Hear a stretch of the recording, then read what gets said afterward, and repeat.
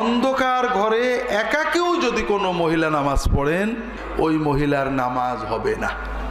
তার যদি এইটুকু বাদে কোনো জিনিস খুলে যায়, যেমন মাথার কাপড় সরে যেয়ে চুল বেরিয়ে যায়, অল্প কিছু চুল বেরিয়ে যায়, অথবা কানের নিচেই জুলফির চুল বেরিয়ে যায়, অথবা দুটো কানের দুই কান বা এক কান বেরিয়ে যায়, সরে যায় কাপড়, অথবা পিছনের মাথার চুল ঝুলে বাইরে চলে যায়, অথবা থুতমির নিচেই যে গলার অংশ এটা বেরিয়ে পড়ে, অথবা হাতের কনুই এসব জায়গায় বেরিয়ে পড়ে, অথবা পায়ের টাকনুর উপরে পায়ের উপরের পা নলা বেরিয়ে পড়ে, ওই মহিলার নামাজ হবে না।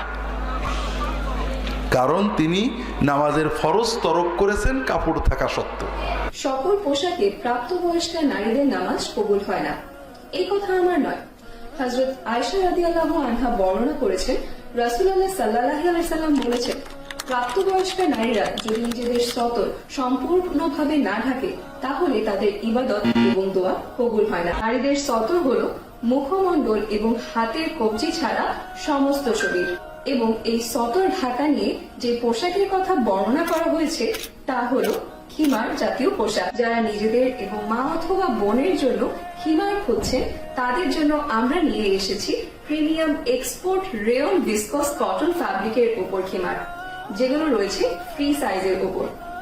এগুলো আপনারা পরতে পারবেন সব সময়।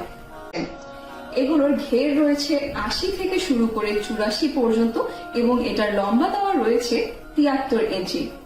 দেখতে পাচ্ছেন অনেক ঢিলে ঢালা ভাবে এটিকে বানানো হয়েছে, এবং সাথে দুই পাশে আপনারা ফিতে করা পেয়ে যাচ্ছেন।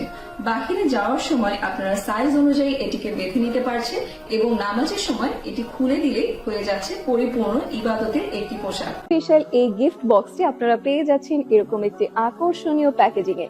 তাই আর দেরি না করে এখনই অর্ডার করতে ইনবক্স করুন আমাদের ফেসবুক পেজে, অথবা ক্লিক করুন ডেসক্রিপশন বক্সে দেওয়া ওয়েবসাইটের লিংকে।